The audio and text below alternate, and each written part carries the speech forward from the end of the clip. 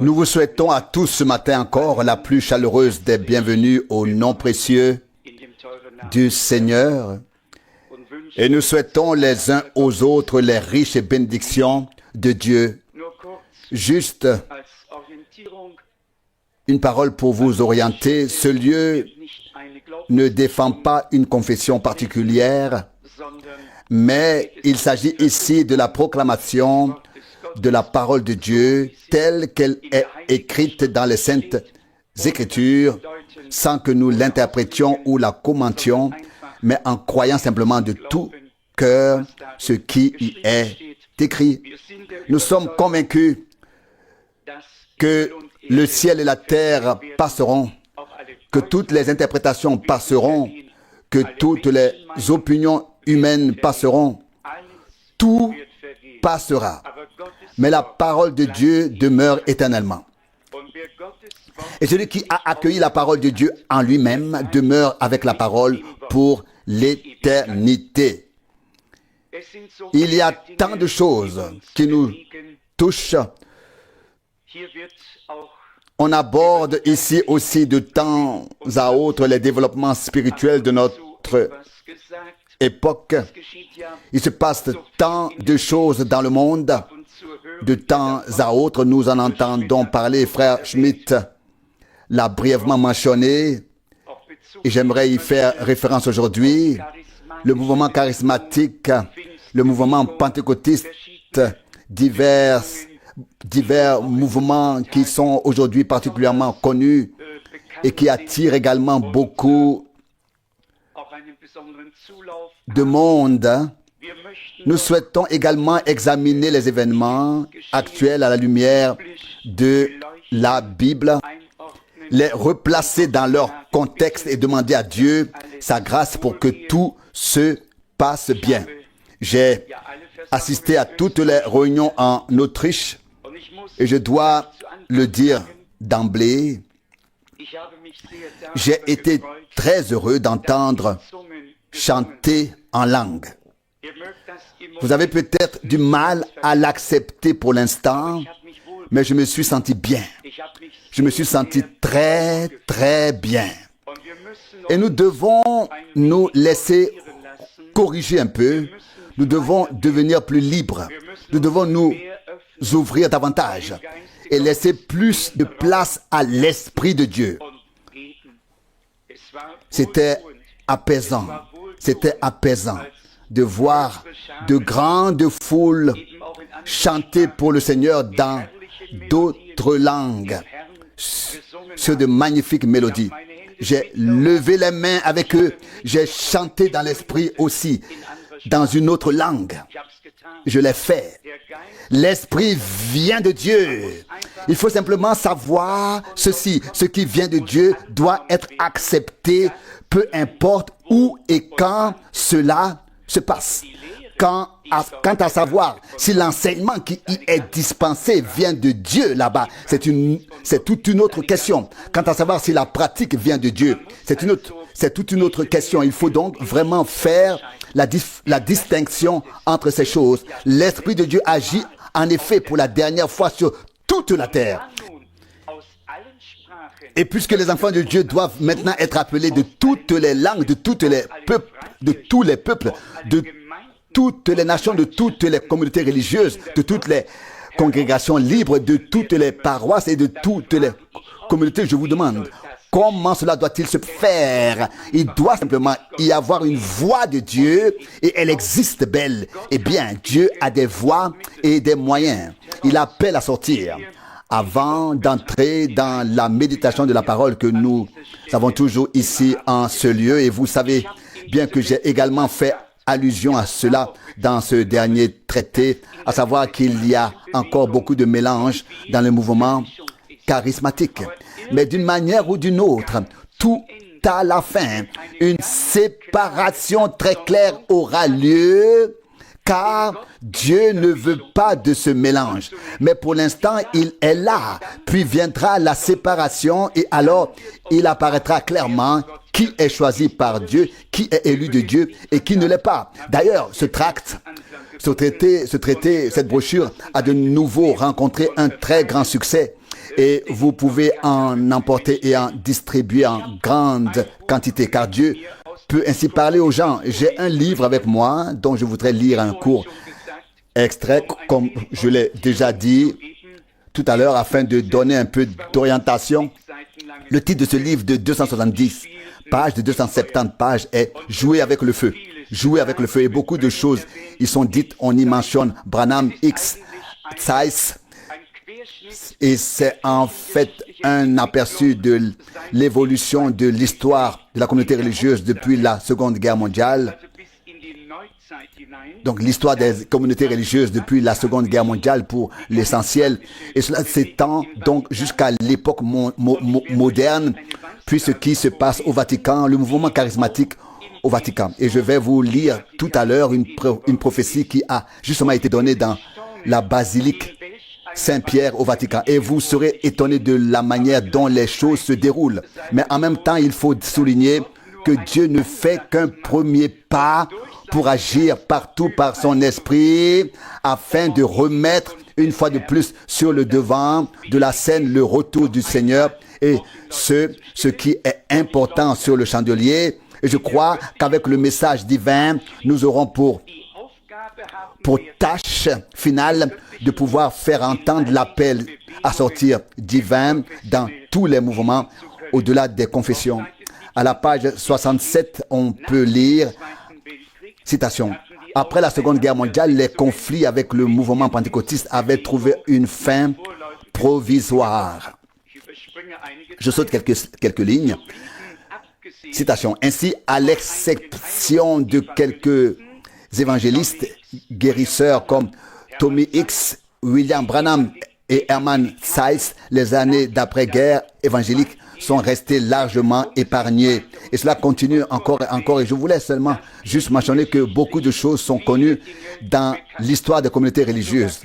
Même Krefeld est connu, Frère Frank est connu, d'autres sont connus peut-être mieux et davantage que nous ne le souhaiterions.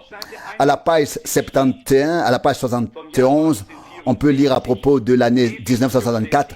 En 1964, David Duplessis a participé au Concile Vatican. Au Concile Vatican II à Rome, à l'invitation du Vatican. Puis on enchaîne ici avec la basilique Saint-Pierre et ce qui y a été dit et fait. Et le pape de l'époque a justement conclu son discours en présence de tous ces charismatiques en ces termes. Et conformément à l'enseignement du même apôtre, célébrer l'Eucharistie fidèlement, fréquemment et dignement, c'est là le chemin que le Seigneur a choisi pour que nous ayons sa vie en nous. De même, approchez-vous avec confiance du sacrement de la réconciliation. Ces sacrements sont des signes de la grâce que Dieu nous accorde par l'intermédiaire nécessaire, par la médiation nécessaire de l'Église, de la communauté religieuse. Et maintenant, voici, chers fils et chères filles, avec l'aide du Seigneur, par l'intercession de Marie, mère de la communauté religieuse, en communion de foi, de vie et d'apostolat avec votre pasteur, vous êtes préservés de toute erreur. Et ainsi, vous contribuerez à votre manière au renouveau de la communauté religieuse. Jésus est le Seigneur. Alléluia. Remarquez-vous, j'ai failli employer un mot grossier, ce terrible mélange. Et maintenant, il s'agit d'examiner les Écritures jour après jour, comme il est écrit dans les Actes des Apôtres 17, à propos de ceux de Bérée, Actes des Apôtres 17, verset 11. Ils examinaient chaque jour les Écritures, les Saintes Écritures, pour voir si ce qu'on leur disait était exact. Mais voici maintenant la prophétie, juste après que le pape de l'époque, Paul VI, dit cela. Au cours de cette célébration dans la basilique Saint-Pierre, la prophétie suivante a été prononcée. Je la lis. Je t'ai fortifié par ma puissance, Je veux renouveler ma communauté religieuse. Je veux conduire mon peuple vers une nouvelle unité. Je t'exhorte, détourne-toi des plaisirs futiles. Consacre-moi du temps. Je souhaite transformer votre vie en profondeur. Regardez vers moi. Une telle prophétie aurait pu avoir lieu dans n'importe quelle communauté religieuse pentecôtiste, n'est-ce pas? On peut être, ou peut-être pas, bien sûr. Je continue à lire. Je suis toujours présent dans ma communauté religieuse. Un nouvel appel vous est adressé. Je me crée à nouveau une armée de témoins. N'est-ce pas beau à entendre? Et je rassemble mon peuple. Ma puissance repose sur lui. Ils suivront mon berger élu. Ne te détourne pas de moi. Laisse-moi te pénétrer. Fais l'expérience de ma vie, de mon esprit, de ma puissance. Je veux libérer le monde. J'ai commencé à renouveler ma communauté religieuse. Je veux conduire le monde vers la liberté. Une prophétie au Vatican. En 1964, en présence de David Duplessis, dont je possède moi-même encore une lettre qui m'est parvenue à l'époque d'Afrique du Sud aux États-Unis et dont le ministère avait beaucoup impressionné Frère Branham. Et nous avons en 1964, et je voudrais demander à ceux qui s'en souviennent quand John McTernan, venant de Rome, a prêché ici à Krefeld, chez nous. Qui s'en souvient? Frère Rousse, Sœur Rousse, Frère Elling, Frère Schmidt, il y en a quelques-uns.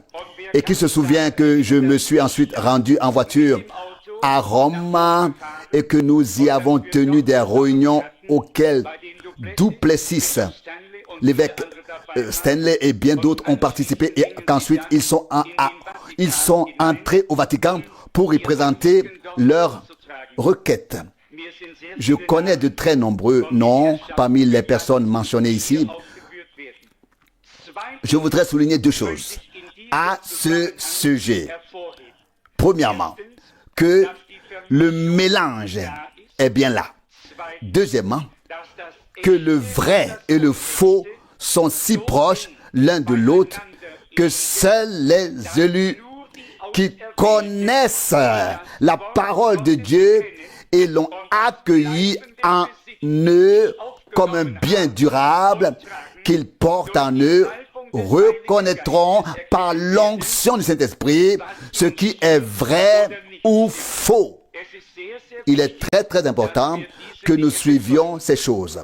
Pouvez-vous imaginer qu'en réalité, à cette époque, dans cette génération, dans toutes les communautés religieuses, congrégations libres, dans les communautés religieuses autrefois complètement mortes, épiscopales, anglicanes, qu'elles soient dans la communauté religieuse luthérienne, partout, on parle maintenant en langue, on chante en langue, on prie pour les malades, tout est fait. Je le répète, c'est un très grave mélange qui perdure jusqu'à ce jour, mais l'Esprit de Dieu fait en sorte que les vérités bibliques pénètrent de plus en plus dans l'opinion publique mondiale et que les gens n'en prennent pas seulement connaissance quelque part dans le plus petit cercle qui n'a suscité aucune attention, mais que ces choses soient portées à la connaissance du grand public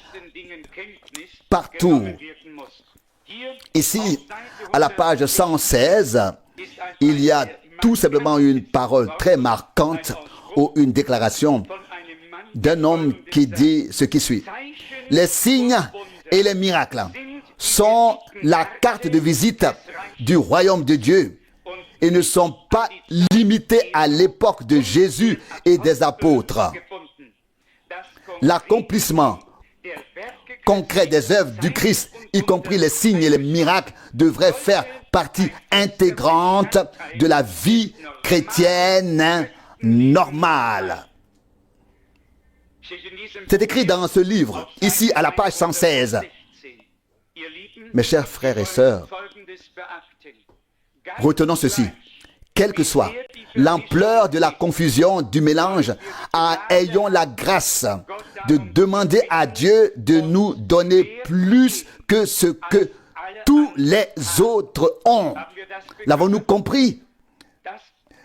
Nous croyons aux signes et aux miracles, mais des signes et des miracles se produiront partout.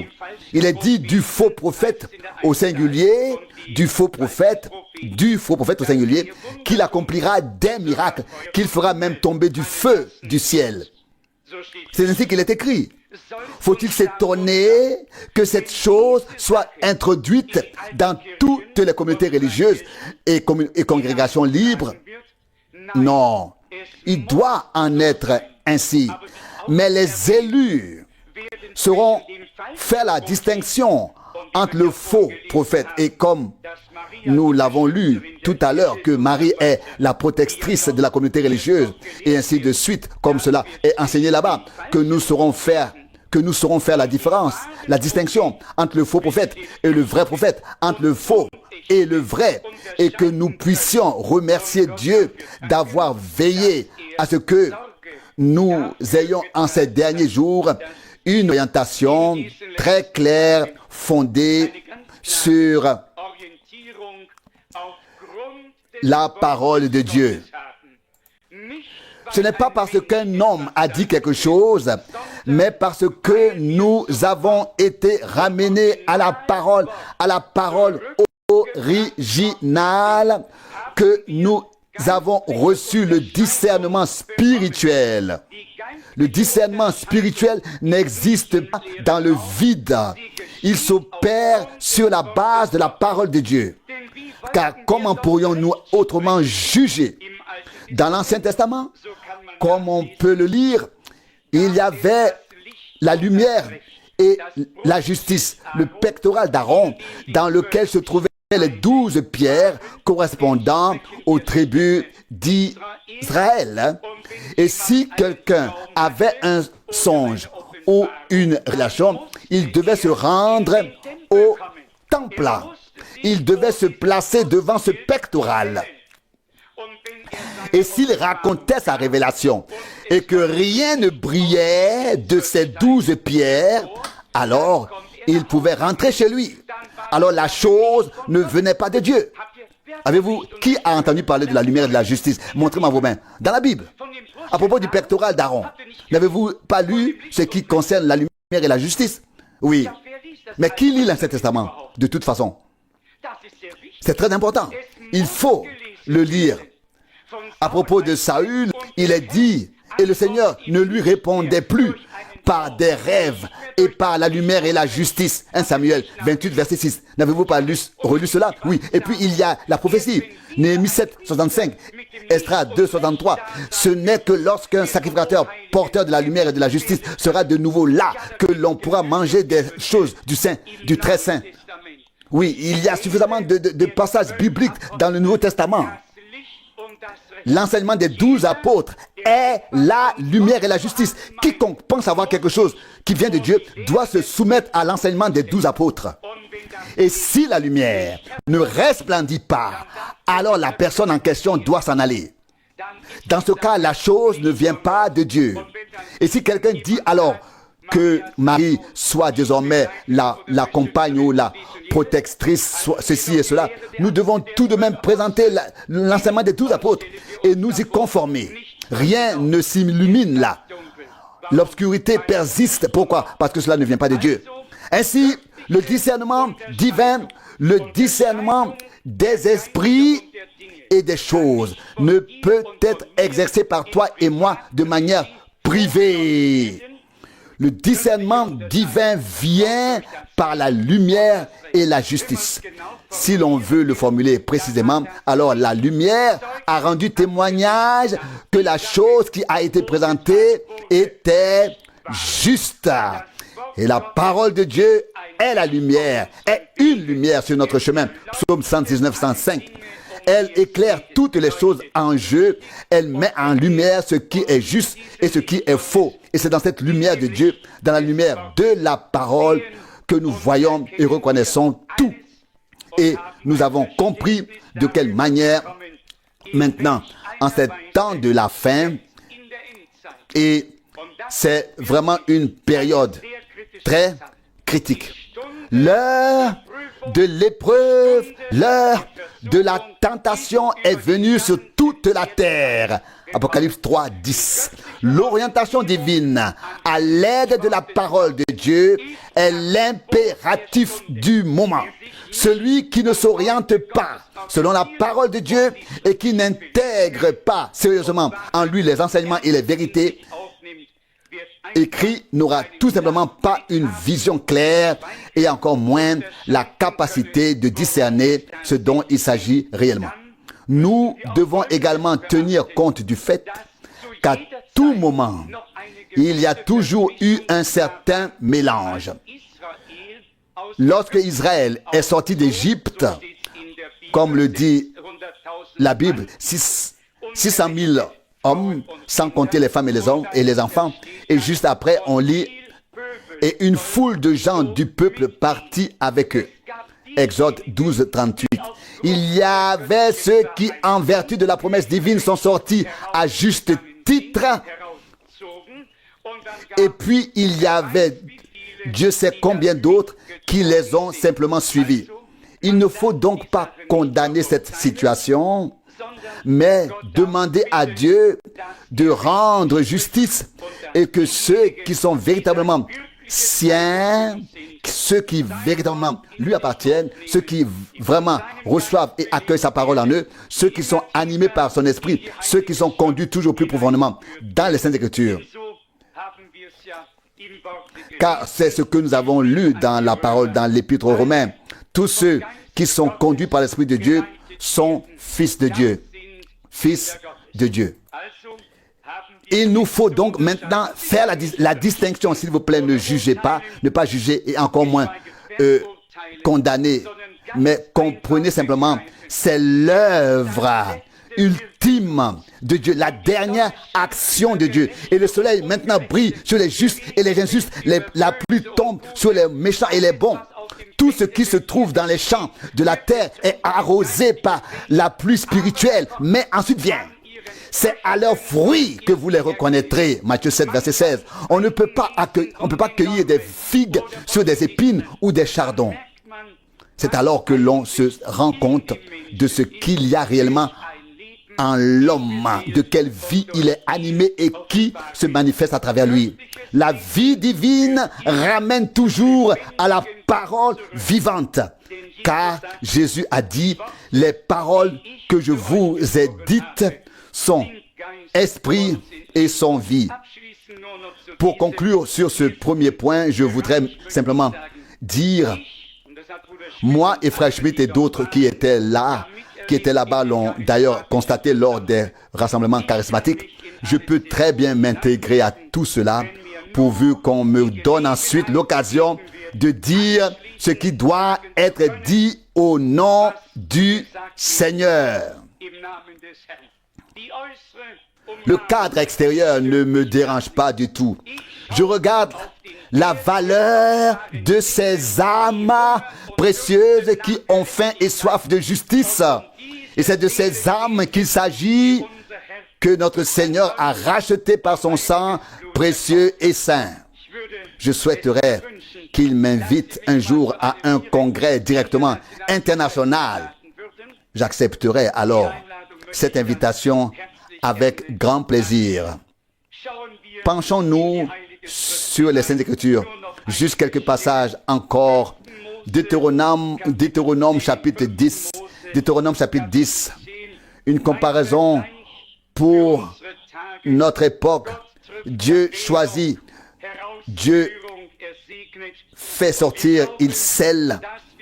Il a élu. Et nous croyons que nous sommes à nouveau tout près d'un exode, d'une sortie, à savoir la sortie de l'épouse de Jésus-Christ de cette terre et son entrée dans la gloire. Je crois que ce moment est très proche, mais personne ne peut dire combien de temps cela prendra encore.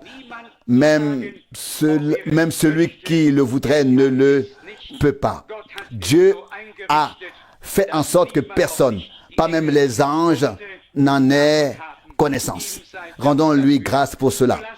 Veillons donc et prions précisément parce que nous ne savons pas quand notre Seigneur viendra nous chercher afin d'être prêts à tout moment à le rencontrer.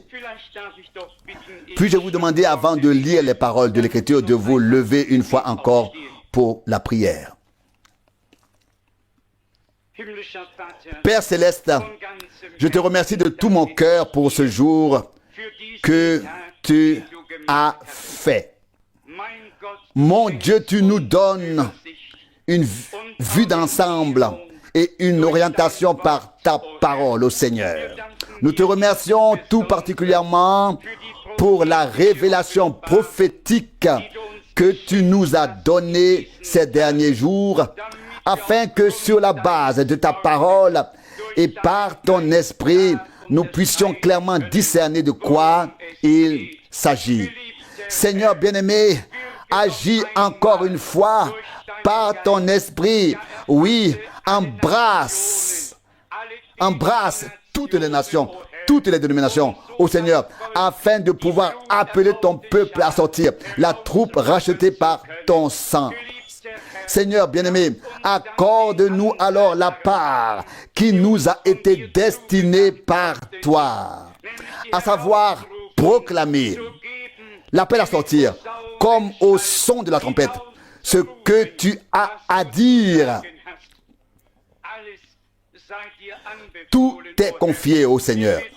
Nous te prions maintenant d'être présent parmi nous pendant cette partie de notre service divin au Seigneur. Pardonne tout, enlève tous les soucis, toutes les détresses, tout ce qui nous accable. Et là où il y a encore des malentendus, là où la clarté fait encore défaut, ô Seigneur, accorde-nous ta grâce en toutes choses. Seigneur, nous nous sentons bien en ta présence. Sois loué et glorifié. Lave-nous dans ton précieux sang. Redonne-nous l'accès à toi, à ton trône de grâce, la véritable communion avec toi par le Saint-Esprit, afin que nous puissions t'adorer en esprit et en vérité. Seigneur bien-aimé, nous sommes ici rassemblés au niveau international et nous sommes tous des pèlerins sur terre. Notre citoyenneté est dans les cieux. Alléluia. Tu reviendras bientôt pour venir chercher ton troupeau racheté par ton sang. Fais-nous participer à l'appel à sortir, à la préparation, à l'achèvement, à la perfection. Nous te louons, nous te remercions, nous te glorifions, nous t'adorons. Alléluia. Alléluia. Sois rendu à toi, Dieu vivant, maintenant et pour l'éternité. Alléluia. Bénis avec nous ton peuple qui t'adore d'un seul cœur, Seigneur bien-aimé. Et nous te le répétons, si tu peux nous utiliser pour porter le dernier message,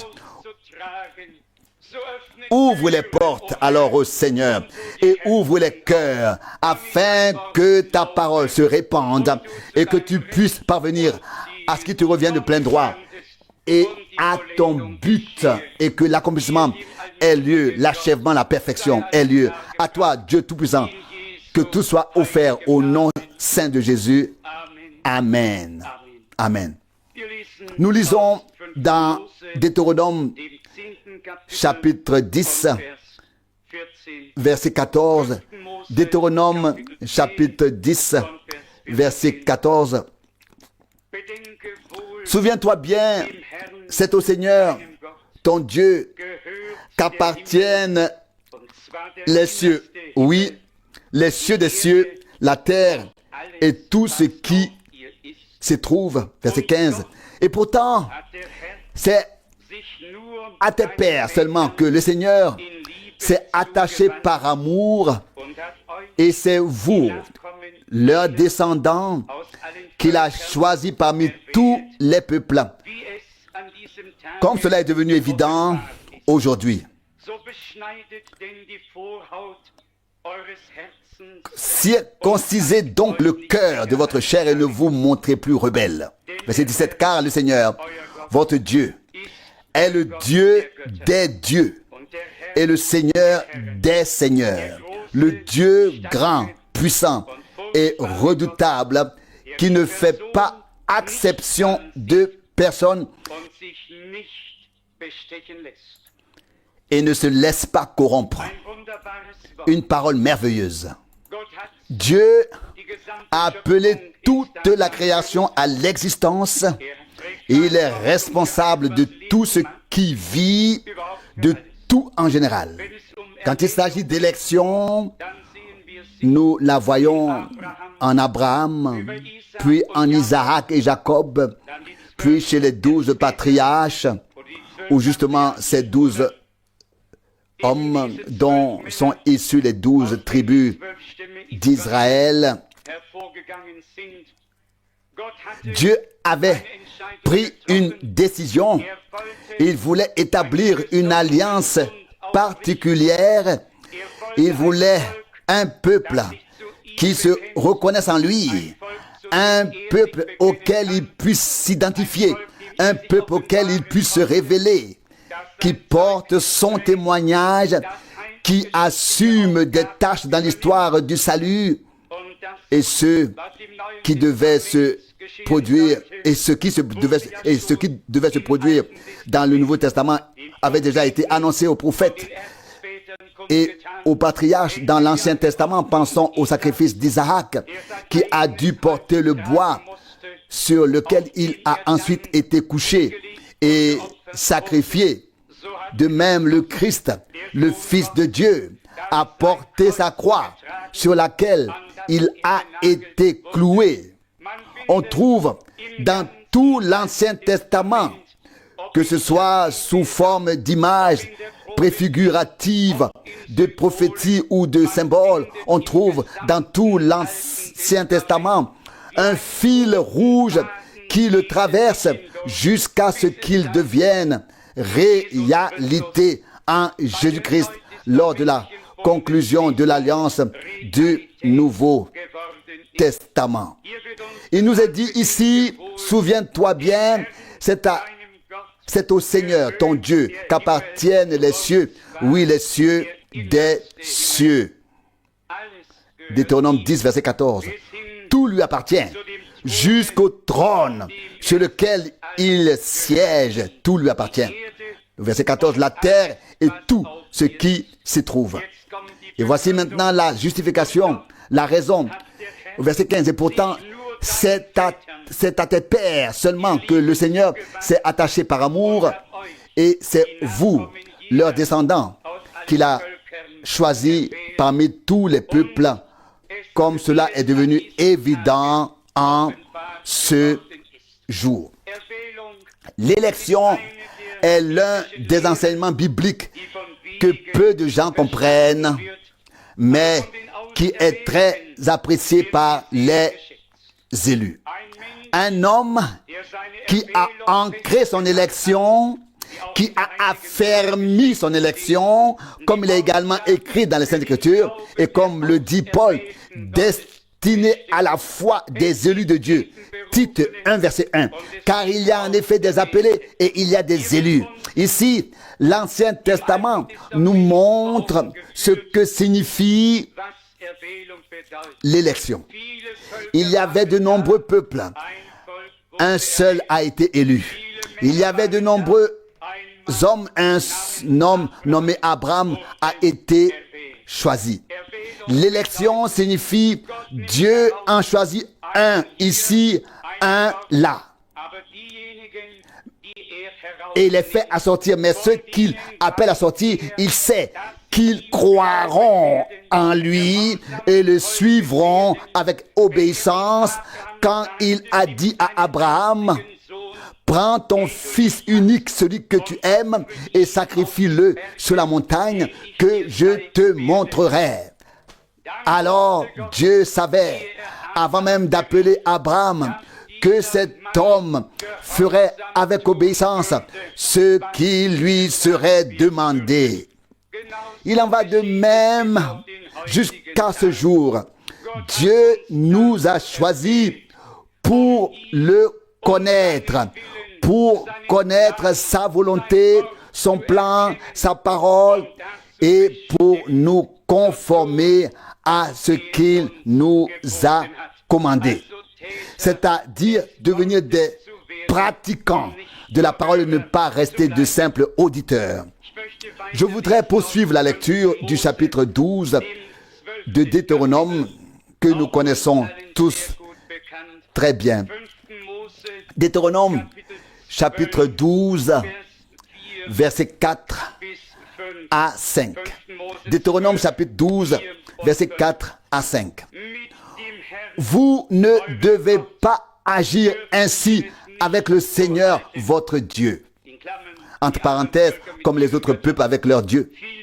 Verset 5. Mais vous devez rechercher et vous rendre au seul lieu que le Seigneur votre Dieu choisira parmi toutes vos tribus pour y établir son nom et y prendre demeure.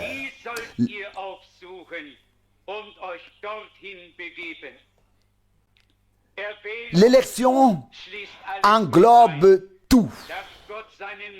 Que Dieu révèle son nom, qu'il désigne le lieu, qu'il rassemble son peuple là où il se trouve lui-même, là où il a établi sa demeure. Nous pouvons parcourir tout l'Ancien Testament.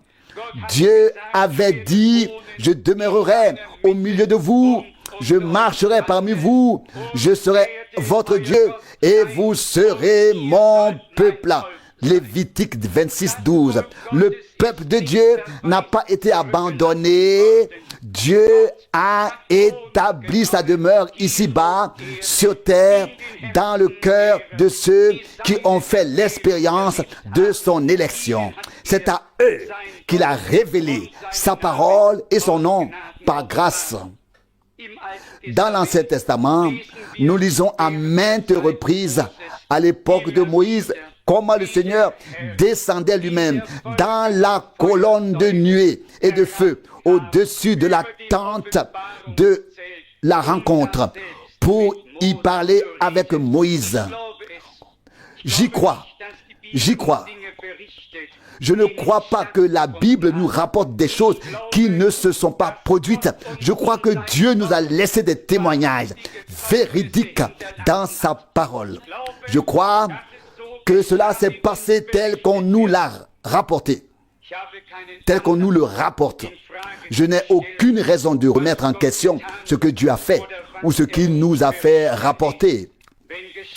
S'il est écrit que de l'eau a jailli du rocher que Moïse avait frappé avec son bâton, alors je le crois de tout mon cœur. Et s'il est en outre écrit dans 1 Corinthiens 10 que ce rocher était le Christ dont le peuple d'Israël s'est abreuvé, alors je le crois aussi de tout mon cœur et de toute mon âme.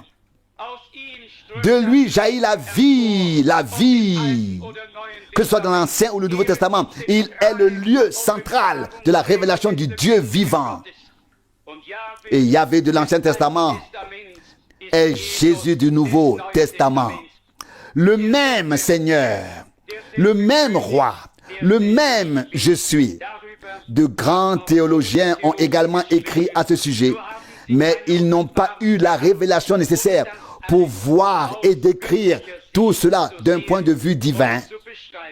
Je voudrais lire Josué 3, des versets 9 à 13. Josué, chapitre 3, versets 9 à 13. Josué dit alors aux Israélites, « Approchez-vous et écoutez les paroles du Seigneur, votre Dieu. » Verset 10. Puis Josué prononça ce discours. « C'est à cela que vous saurez qu'un Dieu vivant est au milieu de vous. Je passe ensuite rapidement le reste du verset et continue à partir du verset 11. Verset 11. Voici l'arche de l'alliance du Seigneur de toute la terre passera devant vous à travers le Jourdain. Verset 12. Choisissez donc 12 hommes parmi les tribus d'Israël, un homme par tribu. Verset 13. Dès que la plante des pieds des sacrificateurs qui portent l'arche de Dieu, le Seigneur de toute la terre aura touché l'eau du Jourdain, c'est-à-dire l'eau qui coule d'en haut, sera soudainement coupée du reste de l'eau et s'arrêtera comme un seul barrage. Ainsi avait parlé Dieu, et ainsi il en fut. Pouvez-vous dire Amen? Où est l'Amen? Cette adhésion intérieure à l'action divine. Ici, il n'y avait plus de colonne de feu, plus de colonne de nuée. Qu'y avait-il ici? La parole révélée par Dieu se trouvait dans l'arche de l'alliance. Et ces hommes de Dieu, à ce moment-là, n'étaient pas des prophètes. Ils n'avaient pas besoin d'être des prophètes, mais ils avaient la parole qui était sortie de la bouche de Dieu, la parole de la promesse divine. Et ils ont porté cette parole, et c'est pourquoi Dieu s'en est reconnu. Nous lisons une parole correspondante dans le psaume 114, si ma mémoire est bonne. Psaume 114, verset 1. Alléluia. Tout le monde aurait pu dire ici Alléluia, ici aussi. Nous devons devenir plus vivants, croyez-moi. C'est nécessaire pour que l'Esprit de Dieu puisse agir plus largement et plus profondément. Psaume 114. Alléluia. Quand Israël sortit d'Égypte, la maison de Jacob, d'un peuple de langue étrangère, verset 2, Juda devint son sanctuaire, Israël son domaine. Verset 3, la mer le vit et s'enfuit, le Jourdain se retira. Verset 4, les montagnes bondissaient comme des béliers, les collines comme des agneaux. Je le crois, car c'est ainsi qu'il est écrit dans la Bible. Le Dieu vivant qui a ordonné toutes choses, à qui il peut donner de la fermeté, il peut les faire bondir, qui peut les rendre joyeuses, qui peut faire applaudir les arbres. Si c'est ainsi écrit dans la Bible, une branche ne peut-elle pas en toucher une autre? Cela ne peut-il pas arriver avec Dieu? Tout est possible. Le verset 5 dit ensuite, qu'est-ce qui t'a pris, ô mer, pour que tu t'enfuis, ô Jourdain, pour que tu recules? Oui, qu'est-ce qui t'a pris, ma mer rouge? Qu'est-ce qui t'a pris, Jourdain? Pourquoi t'es-tu divisé? Pourquoi l'eau s'est-il dressée comme un mur? Nous continuons à la lecture. Verset 6, montagne, pourquoi avez-vous bondi comme des béliers, collines comme des agneaux? Qu'est-ce qui vous a pris? Qu'est-ce qui t'a pris, mer? Qu'est-ce qui t'a pris, Jourdain? Vous les montagnes, vous les collines, et vous les arbres de toute la nature, que vous est-il arrivé? Que s'est-il passé? La réponse au verset 7, tremble, ô terre, devant la face du Seigneur, devant la face du Dieu de Jacob. Verset 8, le rocher se change en étang, le gravier en source jaillissante. Mes chers amis, nous faisons bien de nous rappeler sans cesse l'œuvre, l'action de Dieu, toujours de nouveau. Et lorsque nous avons des petites choses que nous souhaitons présenter à Dieu dans la prière, ne serait-il pas bon de pouvoir dire au Seigneur, ô Dieu, toi qui as fendu la mer et révélé ta toute puissance, n'as-tu pas aujourd'hui le pouvoir d'intervenir ici? Si nous nous rappelons ainsi ce que Dieu a fait, ces choses dans lesquelles sa toute puissance s'est manifestée, si nous nous en souvenons et disons ensuite, Seigneur, tu as aujourd'hui la même puissance. Nous sommes aujourd'hui les porteurs de ta parole, les porteurs des promesses divines qui sont écrites dans la parole de Dieu. Seigneur, Dieu Tout-Puissant, reconnais ton peuple que tu as choisi afin que ta gloire se manifeste maintenant. Il ne suffit pas seulement de célébrer un service divin, de lire quelques passages des Écritures, de chanter quelques cantiques, puis d'attendre que retentisse l'Amen. Non, nous devons prendre conscience que nous avons été rassemblés devant la face de Dieu pour entendre les paroles vivantes de Dieu, fraîchement descendues du trône. Et j'ose affirmer, Dieu nous a révélé sa parole fraîchement descendue du trône par le Saint-Esprit en ces derniers jours. Nous n'étions pas assis au pied de Gamaliel. Je voudrais peut-être formuler cela ainsi, pas au pied d'un Paul ou d'un frère Branham. Nous sommes encore aujourd'hui assis au pied de Jésus-Christ, notre Seigneur. Nous sommes enseignés par l'Esprit de Dieu et conduits dans toute la vérité. Nous sommes reconnaissants envers tous les serviteurs que Dieu a envoyés, qu'il a utilisés. Et j'aimerais pouvoir pleurer en ce moment. Mais je ne saurais pas beaucoup de choses que je sais aujourd'hui si Dieu n'avait pas révélé sa parole prophétique. Je n'aurais aucun message d'actualité pour ce jour si je n'avais pas entendu le messager et reçu la révélation des liens, des contextes dans la parole de Dieu. Et ainsi les voix de Dieu sont tout simplement merveilleuses et nous ne pouvons que rendre grâce et rendre gloire à notre Seigneur. Qu'est-ce qui t'est arrivé, Omer? Qu'as-tu fait, Jourdain? Qu'avez-vous fait, montagne, colline et tout ce qui s'y trouvait? Cela s'est produit pour l'amour du Seigneur, à cause du Seigneur qui a créé les cieux et la terre, mais qui avait désormais choisi un peuple. Il a fait cette promesse à Abraham, probablement dès Genève 15, verset 13. Au bout de 400 ans, je ferai sortir ton peuple de ce pays étranger, et ce d'une main puissante.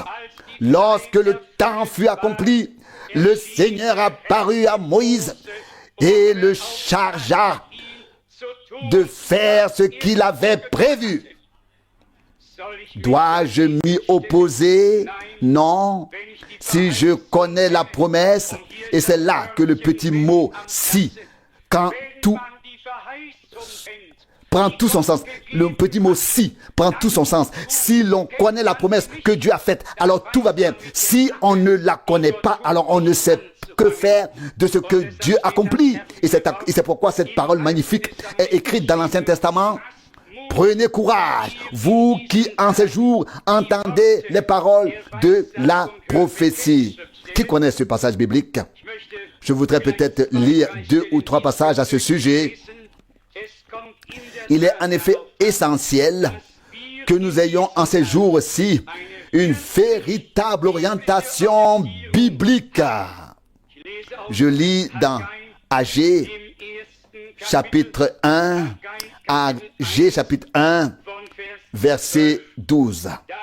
Alors Zorobabel, fils de Zéatil, Josué le grand sacrificateur, fils de Josadak, et tous ceux qui restaient du peuple, écoutèrent l'avertissement du Seigneur leur Dieu, c'est-à-dire les paroles du prophète âgé, dont ils reconnurent, alléluia, dont ils reconnurent qu'il avait été, qui, comme ils le savaient, le reconnurent, avait été envoyé vers eux par le Seigneur leur Dieu. Hier, nous avons lu la parole où le prophète, c'était sans doute Amos, vint vers le roi et lui dit: pas ici, va-t'en d'ici, car c'est une résidence royale. Tu n'as rien à proclamer ici. Et nous avons constaté ce qui devait alors arriver et qui s'est produit à coup sûr, car la bouche du Seigneur l'avait ainsi dit. C'était Osée, je crois, qu'avons-nous lu hier soir. Amos, tout à fait. Oui, Amos. Merci beaucoup. Dans tous ces prophètes, il y a les passages les plus merveilleux qui parlent de ce que Dieu a fait et des conséquences qui en découlent, que cela soit accepté ou rejeté. Je tiens également à préciser que nous ne voulons pas proférer de menaces, ni semer la peur et l'angoisse chez qui que ce soit. Et pourtant, il est de notre devoir de rappeler avec le plus grand sérieux qu'il ne faut pas ignorer ce que Dieu fait et passer à côté, mais l'accepter avec reconnaissance. C'était le chapitre 7 d'Amos. Ceux qui ne l'ont pas entendu hier soir ou qui souhaitent le relire peuvent le faire. Dans ce passage, nous avons lu que les hommes de son époque où le peuple ont reconnu que cet homme avait été envoyé vers eux par le Seigneur. C'est précisément ce qui importe aujourd'hui dans nos jours. Et écoutez encore une fois la formulation. Je lis la deuxième partie du verset 12. Ag 1, verset 12, deuxième partie. Et tous ceux qui restaient du peuple écoutèrent l'avertissement du Seigneur, leur Dieu, à savoir les paroles du prophète Ag, dont ils reconnurent qu'il avait été envoyé vers eux par le Seigneur, leur Dieu. À propos de Jean-Baptiste, il est dit, c'était un homme envoyé par Dieu. Combien de fois l'avons-nous déjà dit? Cette formulation est tout simplement magnifique, merveilleuse. Un homme envoyé par Dieu, avec le message de Dieu au peuple de Dieu, afin de préparer un peuple pour le Seigneur et de tracer le chemin de Dieu, pour que de frayer, de préparer le chemin de Dieu, afin que la gloire de Dieu soit révélée. Bien-aimés, puis-je aujourd'hui, dans cette petite réunion, grande peut-être pour nous, très petite pour d'autres, puis-je vous demander, connaissez-vous un homme de renom, de rang et de nom dans cette génération dont on pourrait vraiment dire, c'est un homme envoyé par Dieu, qui baptise comme les apôtres baptisaient, qui enseigne comme ils enseignaient, à qui la parole de Dieu est venue et qui a vraiment été envoyé par Dieu. Par Dieu. Nous ne voulons pas citer de noms, mais nous les connaissons bien. Et là encore, nous ne voulons pas juger. Le plus grand évangéliste s'est rendu 3 fois chez le pape. 3 fois. Et il y a reçu sa bénédiction. Catherine Kuhlman y était, beaucoup d'autres y étaient. Mais il y avait un homme qui était également à Rome et qui devait donner cet après-midi-là l'interview préparée par Blomberg. Et il a demandé quelles sont les formalités. On lui a alors répondu, ne lui tourne jamais le dos, avance vers lui, recule pour t'éloigner de lui.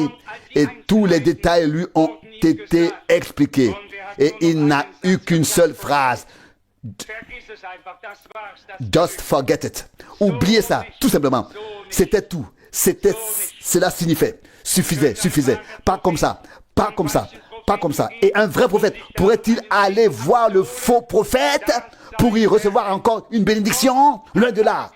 Dieu a envoyé ses serviteurs à tout moment pour apporter sa parole à son peuple. Ici, il nous est rapporté comment ils ont reconnu qu'il avait été envoyé vers eux par le Seigneur leur Dieu. Oh, mon cœur se déchire. Je sais, pourtant, je sais devant Dieu, la Bible ouverte devant moi, que l'histoire du salut s'est accomplie dans notre génération et que nous vivons à la veille du retour du Seigneur. Où sont ceux qui reconnaissent maintenant ce que Dieu a fait en nos jours? Oui, qui reconnaissent le temps, le message et ce que Dieu est en train de faire maintenant. Pour clarifier les choses, précisons ceci. Il n'y a pas de message de William Branham et un autre d'Eval Frank. Il n'y a qu'un seul message divin. Et celui-ci est le témoignage global des Saintes Écritures. La révélation de l'ensemble du dessein de salut de notre Dieu. Les hommes de Dieu n'avaient pas de message. Ce n'est pas ainsi parle un tel, mais ainsi parle Dieu dans sa parole. Ainsi Dieu a parlé dans sa parole. Les hommes de Dieu se présentent avec la parole de Dieu. Heureux tous ceux qui comprennent très bien et prennent également à cœur la parole de notre Seigneur tirée de l'Évangile selon Jean chapitre 13 ou Matthieu 10, puis Jean 20, ici dans Jean chapitre 13, verset 20, il est écrit: en vérité, je vous le dis, celui qui, lorsque j'enverrai quelqu'un, l'accueillera, c'est moi qui l'accueille. Comment peut-on me dire, je n'ai besoin de personne, j'ai Jésus, j'ai la parole, j'ai tout? Peut-être as-tu tout de ton point de vue, mais as-tu tout du point de vue de Dieu? Es-tu à jour dans le royaume de Dieu? C'est pourtant écrit ici. Notre Seigneur l'a dit, en vérité, en vérité. Et quand on entend en vérité, il faut faire très attention à ce qui suit. Mais si on entend deux fois de suite, alors il ne faut plus du tout continuer à lire, mais vraiment s'immerger dans le verset auquel cela fait référence. En vérité, je vous le dis. À qui s'adresse-t-il? À ses disciples. Ceux dont il est question ici au chapitre 13, avec lesquels il a célébré le repas, préparé le lavage des pieds, etc. C'est-à-dire aux siens. Au verset 20, en vérité, je vous le dis, celui qui, lorsque j'enverrai quelqu'un, celui qui le reçoit. Nous croyons qu'un homme a été envoyé par Dieu. Nous le croyons de tout notre cœur. Comme nous l'avons déjà dit, nous ne prêchons pas les hommes, mais nous rendons grâce à Dieu d'avoir eu des hommes. Jean 20, verset 21, puis il leur dit, Jean 20, verset 21, de nouveau, la paix soit avec vous. Comme le Père m'a envoyé, je vous envoie. Un appel direct, divin, où l'on connaît le jour et l'heure, où l'on connaît le mandat, où l'on sait exactement ce qui nous a été dit lors de l'appel. Moïse savait, oui ou non? Moïse savait ce qui lui avait été dit lors de son appel. Josué le savait, oui ou non? Élie le savait, oui ou non? Pas seulement qu'ils avaient été appelés, mais il y a eu une instruction lors de l'appel. Ils le savaient tous. Jean-Baptiste le savait, oui ou non? Tous les hommes de Dieu le savaient. Paul l'a rapporté à plusieurs endroits dans les Actes des Apôtres. Il a pu restituer exactement ce qui lui avait été dit lors de son appel. Je t'enverrai au loin, vers les nations. Nous disposons de plusieurs récits de cette expérience. En les rassemblant, on obtient une vue d'ensemble de ce qui s'est passé. Chaque homme de Dieu connaissait le jour et l'heure et connaît encore aujourd'hui la formulation exacte des paroles prononcées par le Seigneur lors de son appel. Mes chers amis, à l'époque, on ne l'a pas reconnu. À l'époque, Qui étaient ceux déjà dont nous venons de lire au passage Amos? Là, on ne l'a pas reconnu. Alors l'homme qui était responsable là-bas a dit, va-t'en, va manger ton pain ailleurs. Ici, c'est une résidence royale. Ici, c'est nous qui régnons. Ici, c'est nous qui avons la parole. Ici, il n'y a pas de place pour toi en tant que prophète. Et excusez-moi, si ce passage est mentionné plusieurs fois, je n'ai pas de notes sous les yeux, mais cela est écrit très clairement dans Amos 7, au verset 12. Alors Amathia dit à Amos, voyant, lève-toi, fuis au pays de Juda, mange là-bas ton pain et prophétise là-bas. Verset 13, mais à Bethel, tu ne dois plus te présenter comme prophète. Oh, Jérusalem, Jérusalem, qui lapide les prophètes et persécute ceux qui t'ont été envoyés. Une question. Pourquoi n'est-il pas écrit que tu persécutes les évangélistes, les enseignants ou les bergers? Pourquoi n'est-il pas écrit celui qui accueille un évangéliste recevra la récompense d'un évangéliste? Dès le commencement, les prophètes ont été la bouche de Dieu lui-même, du Seigneur, ici sur cette terre. Et depuis toujours, on n'a pas voulu entendre la parole de Dieu. On a voulu des traditions pieuses, se laisser un peu bercer par la merveilleuse mélodie des chants, par les belles interprétations qui y sont présentées. Cela ne suffit pas. Dieu a le droit de parler. Eh bien, à tous ceux qui reconnaissent qu'il est alors un homme envoyé par Dieu pour recevoir ce qu'il a dit. Et je vous dis aussi en quoi consiste l'astuce de ces gens. Ils se persuadent aussi souvent qu'ils le peuvent. Non, il ne peut pas venir de Dieu, car dès l'instant où il admettrait qu'il était un homme envoyé par Dieu, il devrait s'y soumettre. Et c'est précisément ce qu'ils ne veulent pas. Ils veulent continuer comme avant. Et c'est pourquoi ils doivent apaiser leur conscience, se dire quelques phrases rassurantes pour ensuite persister dans ce calme qui n'est toutefois pas dans ce repos qui n'est pas un repos en Dieu, un calme en Dieu, mais un calme, un repos qu'ils se sont eux-mêmes créés. Il existe une parole très pertinente concernant la proclamation ou l'envoi d'un homme de Dieu. Et nous avons ici dans Luc 7 la meilleure réponse ou la meilleure illustration la meilleure vue d'ensemble de ce à quoi cela peut ressembler. Luc chapitre 7 verset 29 et 30. Luc chapitre 7 verset 29. Et tout le peuple qui l'écoutait, y compris les publicains, s'est conformé à la volonté de Dieu en se faisant baptiser par Jean. Verset 30. Mais les pharisiens et les docteurs de la loi ont rejeté le dessein du salut de Dieu pour eux-mêmes en ne se laissant pas baptiser par lui.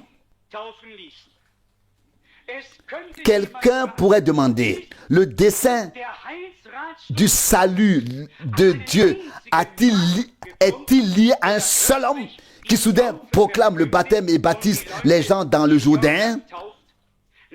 D'après cette parole-là, oui. Car c'est Dieu lui-même qui agit là, c'est Dieu lui-même qui parle là, c'est Dieu lui-même qui écrit l'histoire du salut ici sur terre. Il ne s'agit pas de quelqu'un qui a beaucoup d'argent et qui se présente comme évangéliste et où tout va bien quand 1000 personnes chantent en chœur. Il s'agit de l'histoire du salut de Dieu ici sur cette terre. Et quand il s'agit du dessein du salut, et nous avons clairement lu la parole ici. Verset 30. Mais les pharisiens et les docteurs de la loi ont rejeté le dessein du salut de Dieu pour eux-mêmes, pour leur personne. Dans l'ensemble, ils ne peuvent pas le rejeter car le dessein de Dieu demeure. Mais pour qui subsiste-t-il? Pour ceux qui se soumettent à ce dessein divin et non pour ceux qui l'ignorent. Et c'est pourquoi, et qui passent à côté, et c'est pourquoi il est écrit qu'ils ont rejeté le dessein du salut de Dieu pour leur personne. Il ne s'agissait donc pas de gens. Il ne s'agit pas non plus aujourd'hui d'un homme. Aujourd'hui, il s'agit, et je le dis devant Dieu le Tout-Puissant, qui jugera un jour les vivants et les morts. Aujourd'hui, dans l'église du Dieu vivant, il s'agit du dessein du salut de Dieu, de la proclamation de l'intégralité de ce dessein et de l'accomplissement de ce dessein du salut de Dieu. Et pour cela, il est nécessaire que nous ne mettions pas de côté les choses que Dieu fait en pensant, oui, alors nous n'avons pas cru correctement jusqu'à présent. Sur combien de points ai-je dû me corriger? J'ai appris et j'ai entendu sans cesse de nouvelles choses, mais j'ai fait comme ceux de Béré. J'ai scruté, sondé les Écritures jour après jour pour me convaincre si les choses en étaient ainsi. On peut être convaincu que l'autre a tort et penser même pouvoir le prouver bibliquement. Et il faut dire à ce sujet, il ne suffit pas de s'appuyer sur un seul passage biblique. Il faut prendre en compte l'ensemble du témoignage. Et lorsqu'il s'agit d'un sujet, il faut prendre tous les passages bibliques qui s'y rapportent.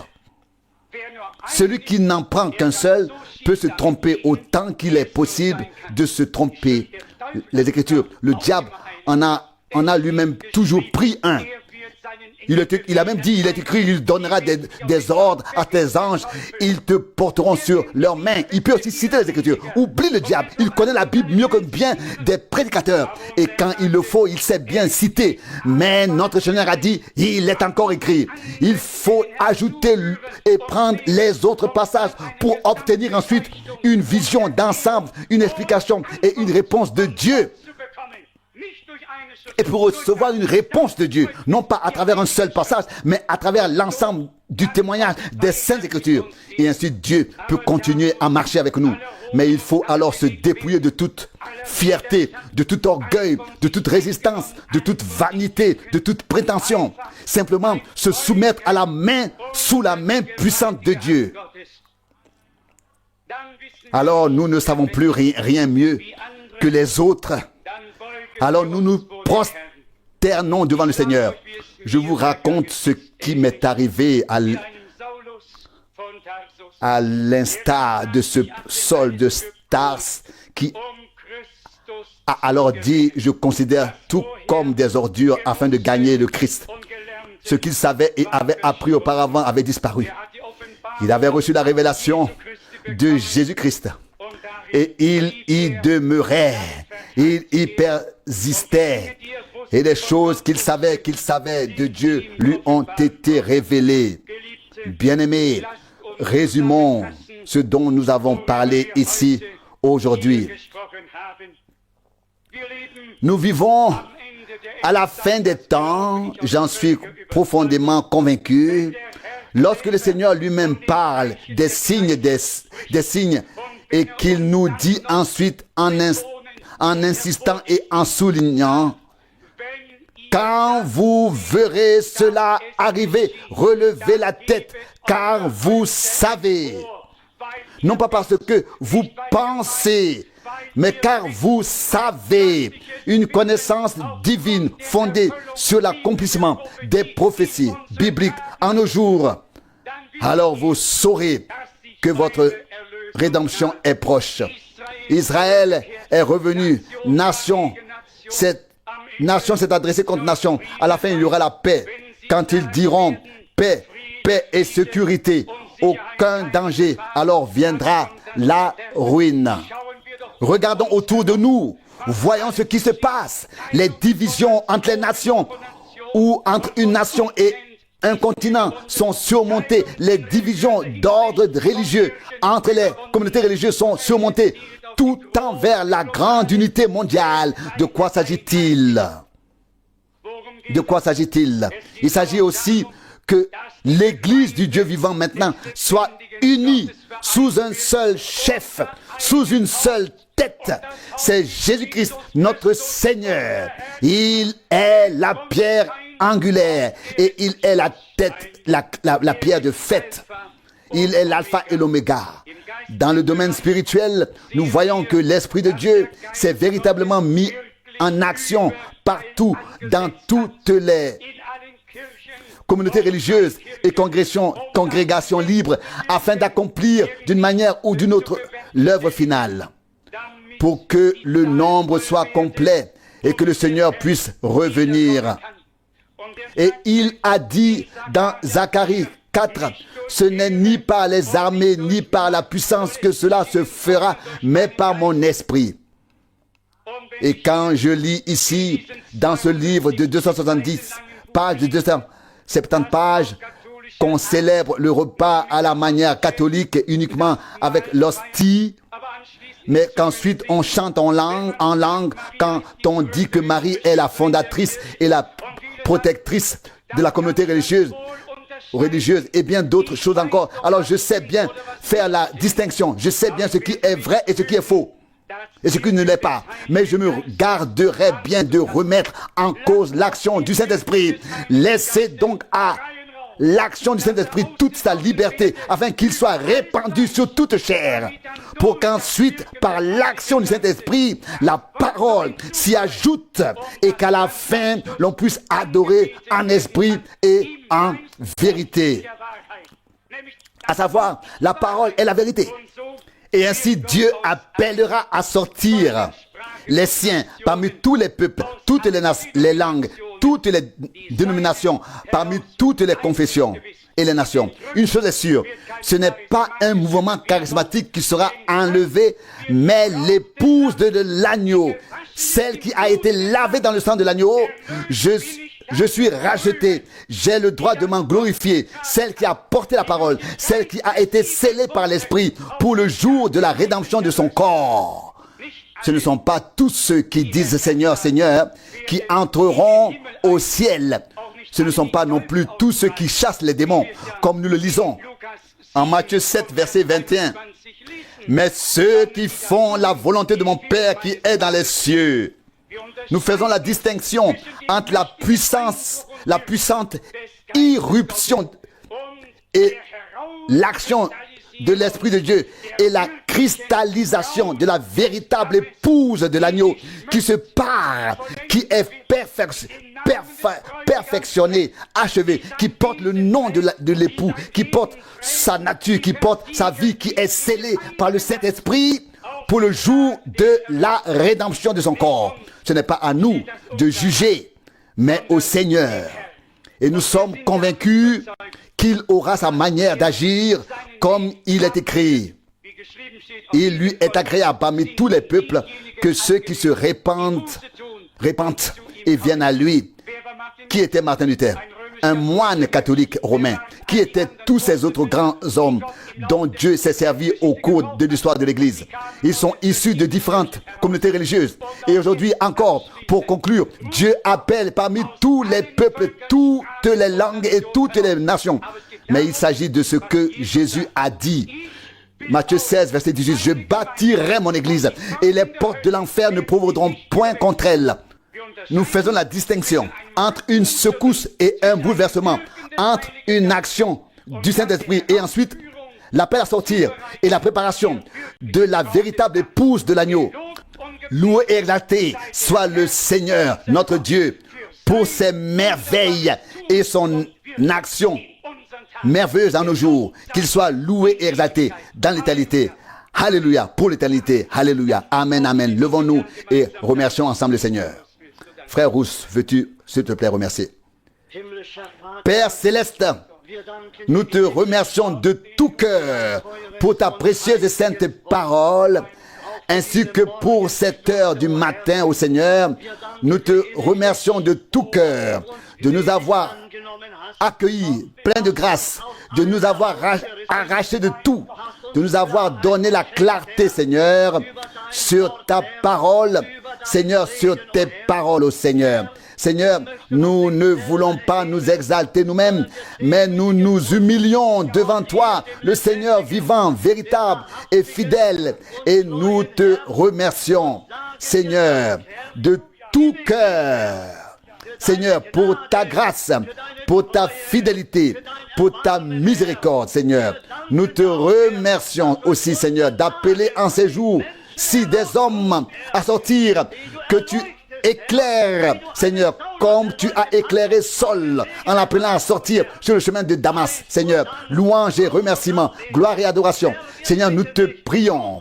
Appelle encore tes élus parmi les dénominations. Ô Seigneur, laisse-les venir à toi et qu'ensemble, côte à côte, nous te servions, Seigneur, et attendions, Seigneur, ton apparition prochaine. Seigneur, car tu vas bientôt apparaître, Seigneur. Louange, gloire et adoration, Seigneur. Nous voyons des gens suivre leur propre chemin, leur propre tradition, leur propre